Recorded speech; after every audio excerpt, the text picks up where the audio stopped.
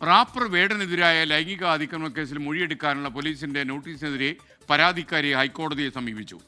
Police അയച്ച notice തന്റെ identity വെളിപ്പെടുത്തുന്നതാണെന്നും notice റദ്ദാക്കണമെന്നുമാണ് ആവശ്യമുയരുന്നത്.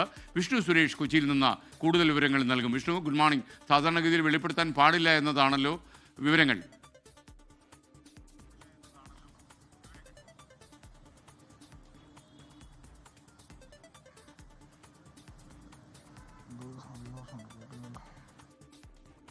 Vishnu, കേൾക്കാമോ?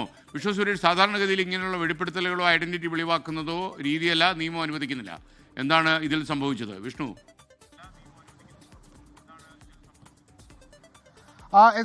ഓഗസ്റ്റ് 21 എറണാകുളം സെൻട്രൽ പോലീസിൽ മുഖ്യമന്ത്രിക്ക് നൽകിയ ഒരു പരാതി അത് ഫോർവേഡായി സെൻട്രൽ പോലീസിൽ വരികയും വേടനെതിരെ ലൈംഗിക അതിക്രമത്തിന് കേസെടുക്കുകയും ചെയ്തത്. പക്ഷേ പോലീസിന് മുൻപിൽ ആകെ ഉണ്ടായിരുന്നത് ഒരു മെയിൽ ഐ ഡിയിൽ നിന്ന് വന്ന വിവരങ്ങൾ മാത്രമാണ്. ആ മെയിൽ ഐ ഡിയിൽ നിന്ന് വന്ന വിവരങ്ങൾ കൊണ്ട് അന്വേഷണവുമായി മുന്നോട്ട് പോകാനാകില്ല.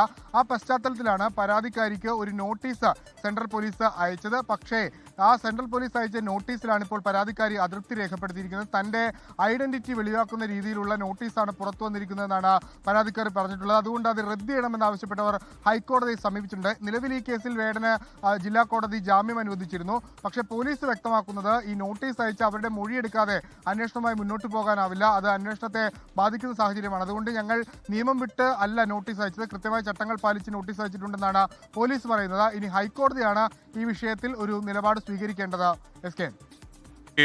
Thank you. ലോകത്തെവിടെയായാലും ഏത് സമയത്തും 24 വാർത്തകളും ഓഗ്മെന്റഡ് റിയാലിറ്റി പാക്കേജുകളും എക്സ്പ്ലെയിനറുകളും വിശദമായി കാണാൻ ഞങ്ങളുടെ യൂട്യൂബ് ചാനൽ നിങ്ങൾക്ക് സബ്സ്ക്രൈബ് ചെയ്യാം.